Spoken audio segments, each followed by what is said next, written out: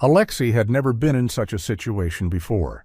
He had never been in an accident, and certainly not had a wild brown bear watching him as he lay on the ground, meters away from the crash site.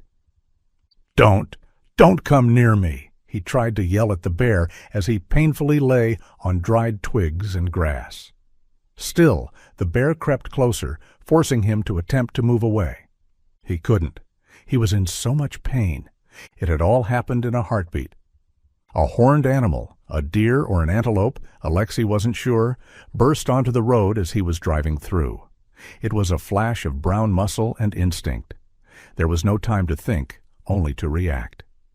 Alexei's hands jerked the wheel. The SUV that he was driving, traveling at a fatal speed, hydroplaned. It spun, a violent and surprising, out-of-control mishap from the powerful machine, before sliding sideways with terrifying, unavoidable force into the massive trunk of a large pine tree on the roadside. He had barely crawled out of the vehicle, his twisted ankle making further movement almost impossible. Alexei had resorted to his fate, the pain all over his body causing him to moan achingly in hopes that someone would come to his aid. The same moans had been heard by the unlikely creature that now towered above him, its curious eyes watching him like a hawk. He tried to feel around for a weapon, but his eyes were too heavy and his body too tired. As the bear prowled forward, Alexei saw the world begin to dim into darkness, and in the final moments of his consciousness he could feel himself being pulled upwards. He woke up without a jolt, but as a slow, painful tide. Pain radiated from the back of his head to his spine. Alexei was lying in a clean, simple bed. The air smelled of wood smoke, dried herbs, and a hint of antiseptic. This was not a hospital, Alexei reasoned. He was in a humble room adorned with the usual necessities that made Alexei believe it was a house in the village, a room with so many trinkets and age that he was sure its inhabitants had lived there for a long time. It was awfully modest as well, with just a bed, a table, a stove, and a single chair. There was a deep silence as Alexei tried to remember how he had gotten to such a place, but it was interrupted by creaking floorboards. An elderly man entered. His face was weathered and kind, the face you got from a man who had spent most of his life outside and under the sun. His eyes, a deep blue that only rural skies managed to possess, crinkled at the corners as he smiled, a genuine wave of relief washing over his features. The man's name was Ivan, he told Alexei. I used to be a forest ranger here. He realized how uncomfortable Alexei seemed and offered to help him sit up. Do you want some water? Ivan asked him what he remembered. The answer was hollow enough to confuse even Alexei. He rubbed his forehead in thought. I was driving in my truck from another village. The truck, he was sure, would be a wrecked mess. I think a deer suddenly jumped in front of me. He remembered the deer, or whatever it was that he had almost drove into, the collision, the spin, and the impact. They were there. He almost jolted in shock when the image of a large grizzly bear flashed across his eyes. There was a bear there! He was sure he was about to fight for his life against the large animal before he lost consciousness. However, how he had come to be in this quiet cabin left him with uncertainty. Ivan nodded, his expression thoughtful. Yes, there was a bear, he said, his voice a low, steady rumble. I might have an idea how it happened, but it's going to be a long story, one that began 2 years ago. Alexei knew he had nothing better to do, and listening to the man who had possibly saved his life was a great way to pass the time, so he eagerly agreed. I have been the guardian of this forest for most of my life, Ivan began, settling into the wooden chair by the bed. I know its sounds, the good and the bad. On that day, I heard a sound that haunts me to this moment. It was a plaintive, desperate roar, the sound of pure, helpless grief. He described pushing aside a branch to reveal the tragic scene, the large, still body of a she-bear. Poachers had shot her, Ivan had reasoned, but she had managed to escape them, only to succumb to her wounds in that quiet clearing. And beside her, a tiny bear cub, no bigger than a small dog, was nudging her, pawing at her, letting out those heart-wrenching cries. "He didn't understand," Ivan said, his voice softening. "He was just trying to wake his mother. When he saw me, he hid behind her, too scared to run. He just looked at me. And in his eyes, I didn't see a wild beast. I saw an orphan. I saw a child, alone in the world. He was a child after all." What else could he do? Ivan had brought the trembling cub home. His wife, Anya, whose heart was even softer than his, had not hesitated. They fed him from a bottle, warmed him by the stove. He was so small that he would fall asleep in Ivan's lap. They told themselves they would find a place for him, a zoo, a sanctuary where he would be safe. But as the weeks turned to months, that little ball of fur grew. And their hearts had already made their decision. They believed they couldn't get the right resources to move the bear, but Ivan knew they were already attached. They named him Mishka. He became part of their family. A peculiar one, certainly. As he grew, so did his instinct to protect. Everyone and everything knew to steer clear of Ivan's territory, as his homestead was under the protection of a bear. He was formidable, a force of nature. But with them, and with anyone who came in peace, he was gentle and even friendly. Ivan and Anya never caged him, and he was free to roam the forest as he pleased. But he always came back, not wanting to live alone in the wild. This was his home, and they were his pack. Ivan's story now circled back to the day of the crash. Mishka had been out for his walk when he heard it, a sound unlike any other in the forest, a thunderous, tearing crash. He was frightened at first, being the gentle giant he was, and later, curious. He cautiously moved towards the sound.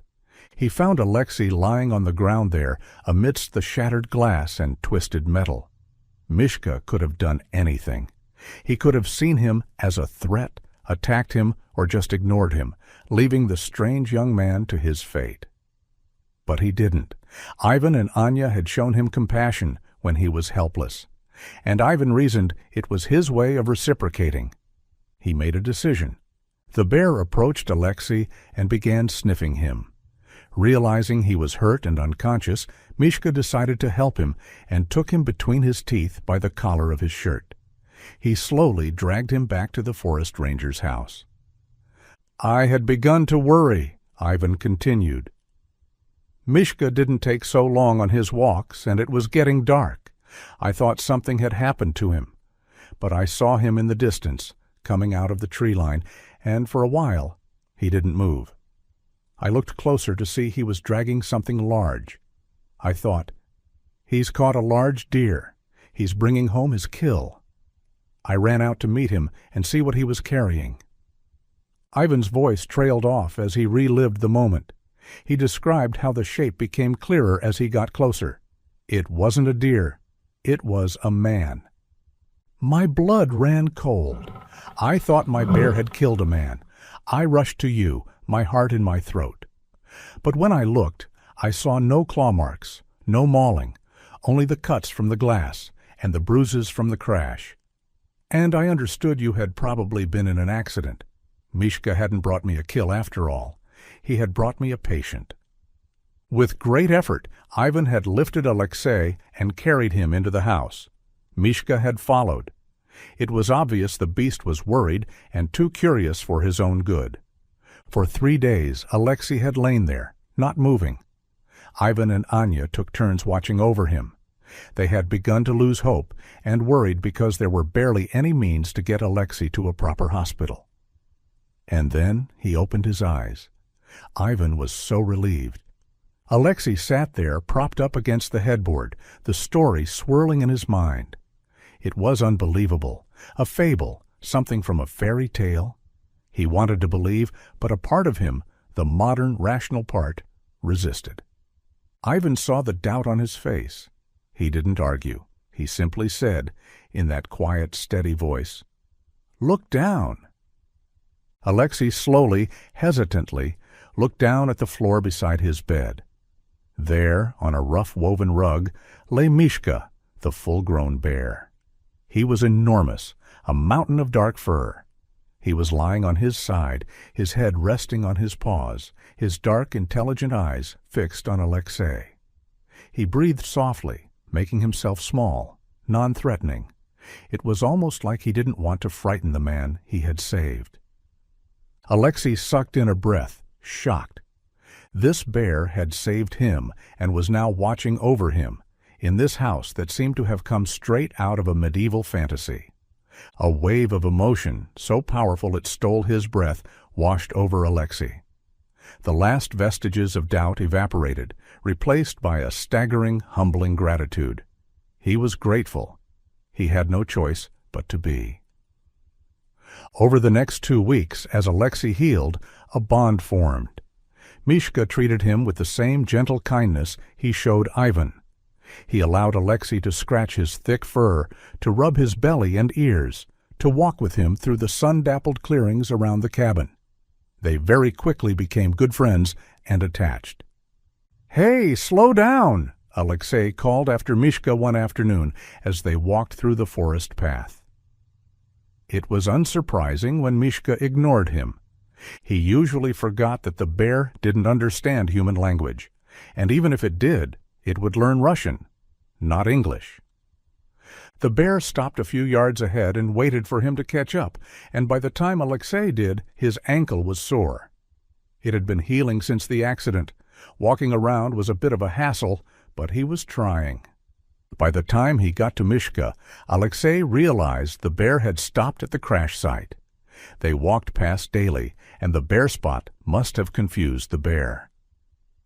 "Oh, that?" Alexei answered. "My insurance company must have come to get it." He had gotten through to his family a few days ago. They had been very worried and relieved that he was fine. He had also made sure to leave out the whole accident and bear fiasco. Better to tell them in person, he figured. After Mishka sniffed around for a bit, Alexei patted his side, still reeling from the thrill of actually being able to do that. "Come on, let's go." It's getting late. Soon they were out of the forest and down the hill. The distance still astounded him, and he wondered how the bear would have possibly dragged him that far. The bruises on his back were very minimal. The major issue was his head, which was still bound with a bandage. Still, he needed the routine exercises. They reached the small cottage in no time, and Mishka did his usual rounds by patrolling the yard while Alexei headed inside. He found Ivan gathering some chopped firewood and moved to help him. "Don't bother with that, boy. You're still recovering." "Still," Alexei insisted, taking the logs from him and heading inside. He often wondered whether Anya and Ivan had children and where they were. From what he had learned, many young adults often left the village for the city in search of better opportunities and education. No matter how curious he was, he tried to keep his thoughts to himself, absent-mindedly feeding the wood into the burning fireplace. It was getting colder, and he knew time had passed since he first arrived at the village. He never settled at a place for more than a few days before moving on. "That's enough wood. We don't want the house burning down." Ivan's voice pulled him from his thoughts, and he realized the fire glowed brighter. The simple solution, as he had been taught, was to pull out a log and douse it in the metal bucket of water beside the fireplace. "Ah, sorry," he muttered an apology. And Ivan just hummed in response. He had never been much of a talker, and probably said the most words to Alexei when he had been rescued. Anya, however. "Dinner's almost ready," she sang as she entered the adjoining dining room that also doubled as an open space with a tray. When Alexei moved to help again, Ivan stopped him. "Rest your head and legs for a while." He could barely argue as the older couple set the table. He didn't miss when Ivan took a large cut of whatever animal he had caught outside. Probably to feed Mishka, Alexei thought. He noticed the bear barely came inside the house, and when he did, The large double doors and open space accommodated him. His usual visits were to nudge Alexei out for a walk. Ivan told him Mishka was probably excited to have company. Alexei could still barely wrap his head around the domesticated very large dog. Soon the table was set and they began to eat. The food was as warm as the room itself, and he enjoyed meals with this odd family. It made him miss his. It had been weeks since he saw his family after driving out of the city, mere moments after graduation. Perhaps he would have stayed with them a bit. "Not hungry, dear?" Anya called, gesturing at the food he hardly touched. He immediately shook his head and took a spoonful, sending an apologetic smile. "It's delicious, Anya." Her food always was. She was satisfied with his answer, but Ivan, who sat across from Alexei, stared at him in thought. "You miss them, don't you?" When Alexei hesitated, Ivan huffed, twirling his spoon in the air. "Talking about your family, I know someone who's homesick when I see them." Anya sent him a sympathetic pout. "You said your father would come soon, didn't you?" He nodded slowly. He had told his father to give him at least a week, and the man had reluctantly agreed. Seeing his family and friends would be great, but Alexei knew he would miss this odd little family, their bear, and their village. Ivan returned the nod stiffly. "Better let the big guy outside know you won't be here forever." The day came for Alexei to return home. The goodbye was not easy. He shared a long, heartfelt handshake with Ivan and his wife, and then turned to Mishka while Anya berated his father for letting his son go on such a risky trip. Alexei knelt, looking the bear in the eyes, and wrapped his arms around the massive neck in a hug. The bear remained still, accepting the gesture. "Thanks for saving my life, buddy," Alexei said, pulling away after hearing a low growl. He was sure Mishka was telling him he was welcome. He was also sure the village air was getting to him. He stood up, hugged Anya again, and forced Ivan into a bigger one. "I'll visit pretty soon," he said again as he got into his father's car, looking back at the family as the distance caused them to appear smaller and smaller. After a while of quiet driving, his father eyed him. "Hopefully this would be the last of your absurd trips." He breathed, put a laugh before leaning forward to turn on the heater. It was a luxury he had taken for granted, gaining heat without having to chop woods and build a fire. He thought back to his father's statement, watching the blurry trees as the car sped past. He was just getting started. Alexei returned often, not just as a visitor, but as an odd addition to the family to see Ivan and Anya, and the animal who had saved his life. He had never been one to break promises, especially one that he had felt inclined to make. It was a silent pact of compassion, that needed no words, understood by the largest and smallest creatures. A man saved a bear, offering a helpless cub a chance at a future. And that bear, having learned the language of mercy, later found a broken stranger, and, without hesitation, carried him to the same hands that had once held him, giving him hope for survival. A life saved is a debt owed to life itself. In the heart of the wild, where instinct is said to rule, there exists a law even more powerful, the law of kindness.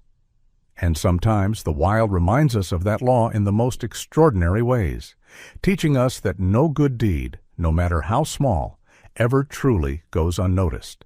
And Alexei was one of the many, many humans lucky enough to realize that for themselves.